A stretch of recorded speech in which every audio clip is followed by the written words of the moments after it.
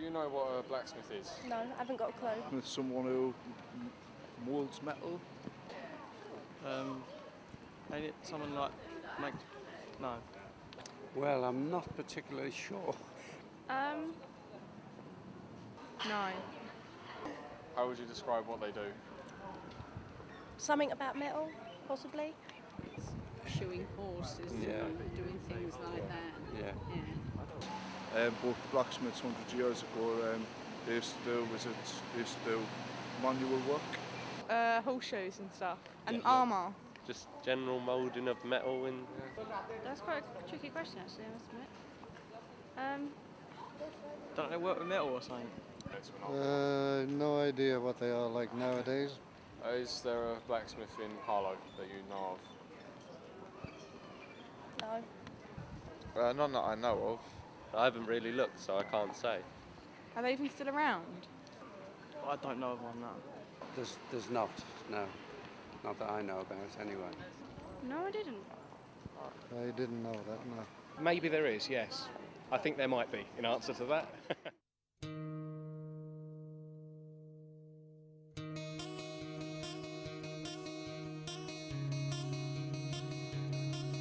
Blacksmithing as a trade deserves more recognition in the current society. It appears to be a dying trade, but is it? I'm not quite a poet. This is Pandon Mill. A small number of talented professionals work and exhibit here all year round. Not many people are aware of this area, but it's a very interesting part of the town's artistic culture. The mill is located in Harlow, next to the Stort Navigation, and this version of the mill was completed in 1900.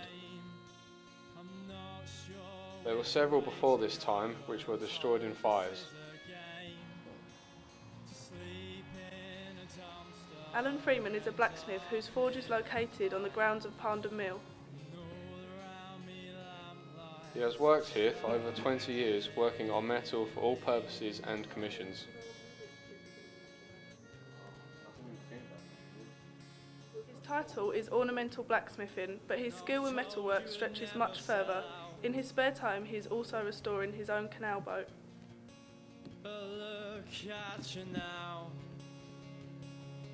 It's time for his work to be given more recognition and publicity. When did you become interested in the trade? Pretty much just before I left school. I decided I wanted to become a blacksmith and carried it on.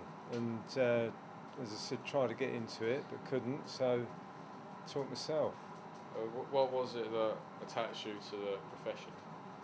I just enjoy sort of metal work and forming metal and making things, producing stuff in a traditional way, really. Were there any skills that you needed to become a blacksmith? I don't think so. Maybe just a sort of understanding of metal work, but I think you just need a bit of a good eye for proportion, and really teach yourself the rest. So, how would you describe a day-to-day life of a blacksmith? Pretty much the same as most jobs, I suppose. It depends what you're working on, but it's the same as a 9 to 5. Maybe it goes on a bit longer, but you really sort of design and produce, design to people's ideas or your ideas. If you're working for a client, it's really coming up with the ideas, producing stuff, producing a design, and then working towards making it. How's customer interest changed over time? That's pretty good at the moment. It's made a big difference. People are more interested in traditional work and more interested in one-offs as well, and it's making it busy. It's good. In what ways have you adapted to modern ways of metalwork? There's not a lot of difference really. The electric welder, a few sort of electronic hand tools, and that's about it. Pretty much the rest of it is as it was. It's as it used to be.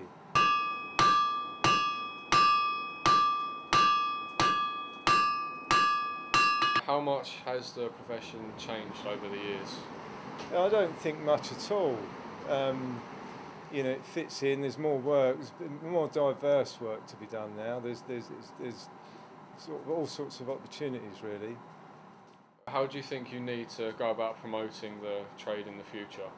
That's a really difficult one because it's not my profession. It's actually promoting the trade is the difficult one. You know, making the stuff's all right, but getting out there and getting people to understand what's going on is more difficult, I think. So do you think blacksmiths deserve more recognition for their work? Yeah, maybe. Yeah, I think pretty much people understand what's going on. It's just trying to sort of get known for it, get out there and get sort of recognised, really. And what are the benefits of man-made metalwork as compared to mass production? It's more personal. You know, you can design to suit what people are after. You can tailor make the jobs to exactly what they want. So you wouldn't say blacksmithing is a dying trade? No, not at all. I think it's actually a sort of up and coming, a revival of blacksmithing, really. And you struggle to compete, 'cause I'm running down the back streets and they're looking the same. I'm not sure which way to go. I'm told this is a game, to sleep in a dumpster or end up in a fight. And all around me lamplights are shining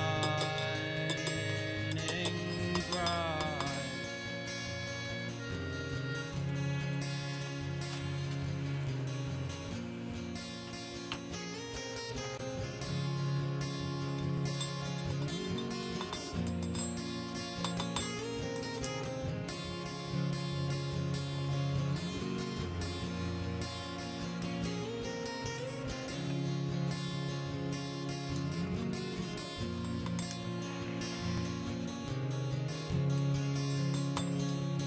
Cause I'm running down the back streets and they're looking the same. I'm not sure which way to go. I am told this is a game, to sleep in a dumpster. That's what's nice about metal, though. You can get it to change shape. You can get it to repair it. You can get it to all sorts. Alan's work is featured around Harlow, a key piece being the bridge located at the mill.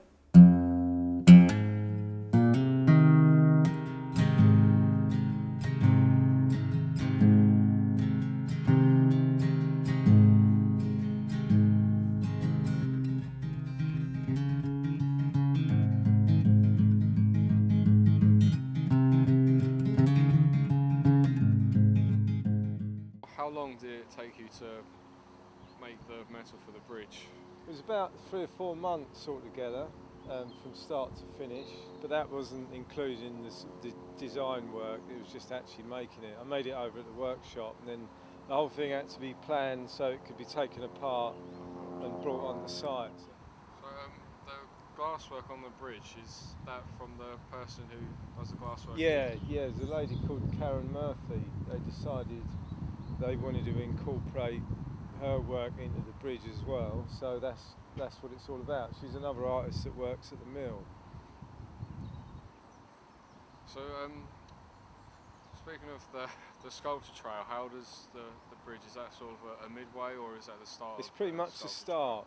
There's 4 or 5 sculptures along the river all the way up to the Gibbard Garden, or sort of on the way to the Gibbard Garden, and this is just part of it. The towpath was improved and the bridge had to be changed, so that was their opportunity to make it a more interesting site, really. So that's why you made the bridge? Yeah, it was a commission, and they were after ideas, and I put an idea in and they went for it. I designed it, I drew it, and I made it. How long ago was that? I think it's 5 years it's been here now. What do you think of the blacksmithing trade? Do you think that it's a trade that's dying out? It's dying. Yeah, there's not too many people about that are doing it, but the people that are doing it, I think they're doing okay. They're busy. Would you recommend Alan Freeman as a tradesman? Definitely. Would you recommend Alan Freeman as a tradesman? Oh, absolutely. He's a wonderful, wonderful practitioner. Well, you look at the work that he's done here. He made the pieces of metal that balance the glass, which is a very heavy piece. And that's a very precise piece of metalworking. We also travelled to Much Haddam, Hertfordshire, to talk to Rich Maynard, a working blacksmith. The location is rural, a quiet village where the forge has been operating for over 200 years. Many people have come before Rich, one of those being Charles Page, who worked in the village circa World War I up until the age of 87. Rich has been working at the forge for 5 years as an artist blacksmith, producing unique pieces for commission. He has also introduced the Forge Experience, an opportunity for beginners to actively learn skills of the trade. We feel that the work he is doing is helping to promote the trade and prevent it from dying out. His small contribution could be what saves the metalwork profession in Essex. I think the Forge Experience does lots of things. It goes some way towards paying my rent, which is nice. But yeah, no, it lets me experience, to pass it on to a few people. And mostly people are coming just to have a go for the day, but there are a few people that like it and take it up as a hobby, a few people that incorporate it into existing businesses. And I've had one or two people over the years who have gone on to train more formally and become blacksmiths. So yes, it has been a success. I think if I have persuaded 2 people to become blacksmiths, then that's increased the overall number of blacksmiths in the country, so that's a success. It is obvious that his work is known and appreciated by only small amounts of people, but those people are what keeps this local personal art form running. Currently, Alan is the only working blacksmith in Harlow. It could be perceived that blacksmithing is a dying trade amongst the general public. These people don't know what the profession entails. They don't know about the tradesmen in their area and choose not to read into the history of art in our nation's culture.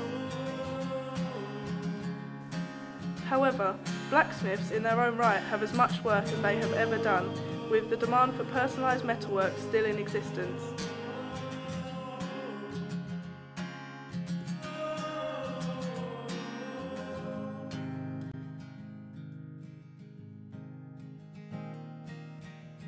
Blacksmithing, a dying trade?